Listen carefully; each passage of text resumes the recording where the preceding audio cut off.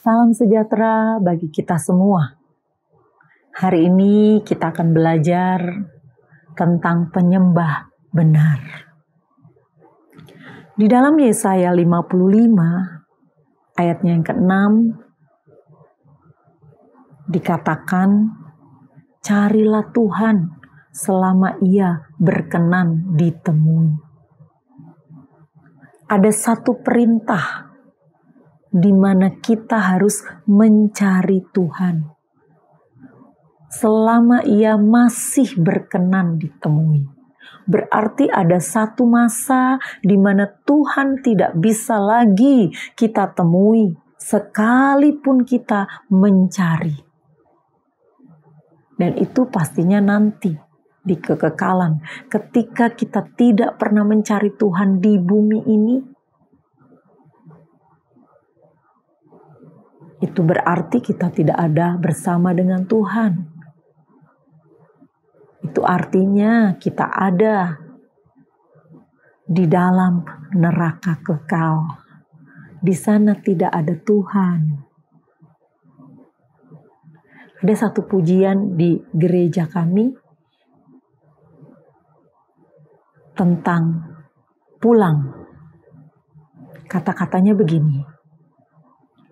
Perkarakan dirimu, kemana engkau pulang? Mungkinkah ke padang gersang tak bertepi?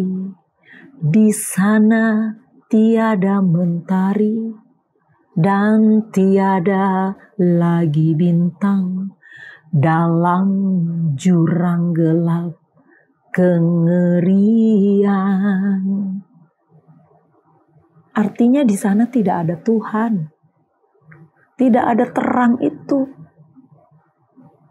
Itu sebabnya dikatakan carilah Tuhan selama Ia berkenan ditemui.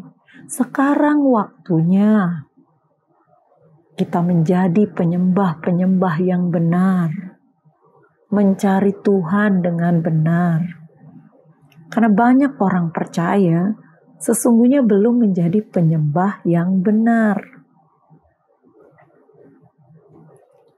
Kalau di dalam Yohanes 4 ayat 23, akan datang waktunya Bapa mencari penyembah-penyembah benar. Yang menyembah Allah di dalam roh dan kebenaran. Sebab apa? Sebab Allah itu roh. Jadi barang siapa menyembahnya harus di dalam roh dan kebenaran. Ingat, roh dan kebenaran jangan dipisah-pisah. Kalau engkau hanya menyembah Dia ngeroh terus, kita bisa tersesat karena roh di udara itu banyak. Efesus 6 kan berkata, peperangan kita bukan melawan darah dan daging, tapi melawan penguasa-penguasa, pemerintah-pemerintah, roh-roh jahat di udara, penghulu dunia yang gelap.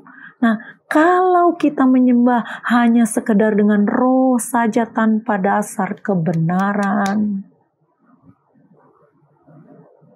kita akan sesat. Kita nggak tahu itu roh yang benar dari Bapa. Namanya juga roh kebenaran, Roh Kudus, roh kebenaran. Berarti harus ada dasar kebenaran. Kebenarannya dapat dari mana? Yohanes 17 ayat 17. Kuduskanlah mereka dalam kebenaran. Firman-Mu adalah kebenaran. Tuhan Yesus Yohanes 14 ayat 6 berkata, Akulah jalan, kebenaran, dan hidup. Tidak ada yang bisa sampai kepada Bapa kalau tidak melalui aku. Kebenaran itu adalah Kristus. Hidup Kristus itu kebenaran. Firman Tuhan itu kebenaran. Jadi waktu kita menyembah Dia di dalam roh, tapi kita juga harus punya dasar kebenaran.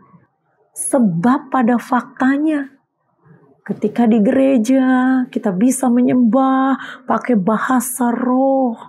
Kita bisa begitu berapi-api seakan roh kita menyala-nyala. Tapi turun dari mimbar gereja, kelakuan kita berubah. Bukan lagi roh Tuhan yang menguasai kita, tapi roh hantu. Kalau di gereja berkata-kata dalam bahasa lidah, bahasa roh katanya. Tapi waktu ngomel, tersinggung sedikit, marah, yang keluar bahasa hewan. Apalagi bahasa kotor, bahasa jahat, bahasa yang melukai. Ada kan yang begitu? Itu berarti engkau sedang melakukan penyembahan ngeroh memang, tapi tidak ada dasar kebenaran. Sebaliknya, kalau engkau menyembah Tuhan dengan tahu kebenaran, menguasai kebenaran, itu juga salah. Bukan kita yang harus menguasai kebenaran, tapi kebenaran yang harus menguasai hidup kita. Kebenaran yang harus memimpin hidup kita. Kebenaran itu harus dihidupkan, dilakukan. Kalau kita hanya menyembah Tuhan dengan hafal kebenaran, tahu kebenaran, kita tidak akan berbeda dengan ahli Taurat dan orang-orang Farisi. Mereka tahu Taurat, mereka hafal semua syariat yang mereka anggap sebagai kebenaran dari Tuhan. Tapi mereka tidak pernah hidup, tidak pernah menghidupi kebenaran itu. Jadi mereka bukan penyembah. Buktinya mereka tidak percaya Yesus Juru Selamat. Mereka tidak percaya bahwa Yesus datang dari Allah. Jadi jangan dipisahkan roh dan kebenaran. Roh itu yang memimpin kita. Ada Roh Kudus. Kebenaran firman Tuhan ada dalam hidup kita. Roh itu menghidupi kebenaran. Roh itu juga yang memampukan kita melakukan kebenaran. Roh Kudus itu juga yang akan memimpin kita pada seluruh kebenaran Tuhan. Jadi kita menyembah Dia di dalam roh dan kebenaran. Jadi sesuai. Kalau kita menyembah di dalam roh, roh kita menyala-nyala, roh kita diisi terus. Kelakuan kita juga sesuai dengan gaya penyembahan kita. Karena kita menyembah Allah yang roh, Allah yang benar. Tidak ada yang menyadari bahwa saat kita menjalani hidup kita setiap hari, ketika kita tidak ada lagi di gedung gereja, barulah penyembahan yang sebenarnya itu dimulai. Ketika setiap perkataan kita, tingkah laku kita menghasilkan karakter ilahi. Tuhan Yesus berkata, Yohanes pasal 15 ayat 1, Akulah pokok anggur yang benar, Bapakku pengusahanya, dan kamu ranting-rantingnya. Setiap ranting yang melekat pada pokok anggur itu harus dibersihkan. Itu hidup penyembahan kita, melekat pada Tuhan, ada Roh Kudus dalam hidup kita, roh kita terus-menerus dibaharui, dibersihkan. Kenapa dibersihkan? Supaya bisa berbuah. Nah, karena kita menyembah di dalam roh, maka buah yang kita hasilkan adalah buah roh. Galatia 5 ayat 22-23. Buah roh, perhatikan, bukan buah-buah roh, tapi buah roh. Artinya itu satu rangkaian. Bukankah Tuhan bilang kita ini ranting anggur, dia pokok anggur, makanya nanti buahnya pasti anggur.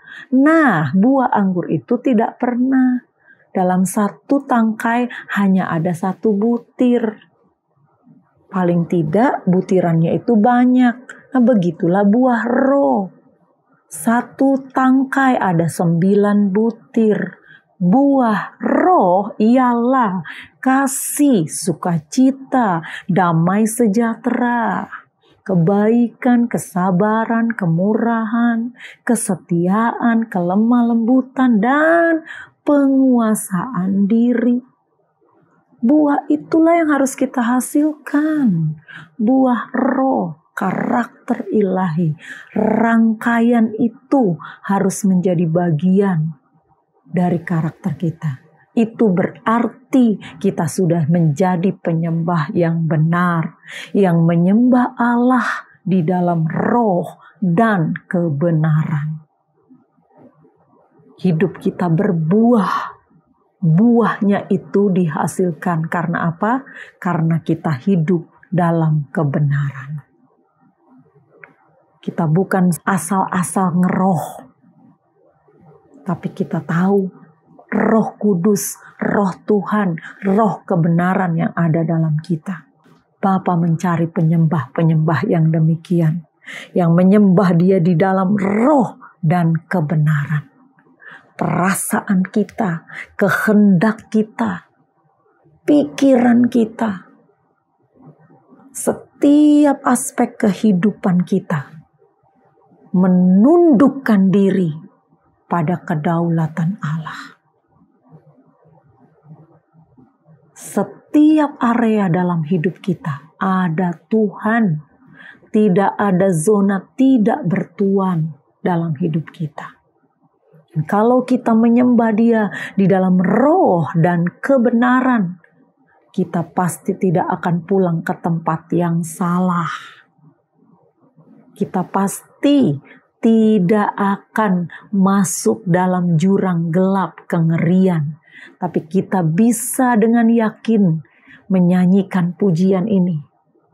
Yang aku tahu pasti kemana aku pulang. Di hamparan padang hijau tak bertepi. Tuhanlah matahariku di negeri indah Bapakku. Ke sana kami pulang bersama. Ke sana penyembah-penyembah benar itu akan pulang bersama. Jadi, mulailah kita hidup sebagai penyembah-penyembah yang benar. Penyembahan adalah gaya hidupmu. Penyembahan adalah pola pikirmu. Penyembahan adalah karaktermu yang berbuah di dalam roh dan kebenaran. Mari sama-sama kita mau berjuang menjadi penyembah-penyembah benar yang dicari oleh Bapa. Amin.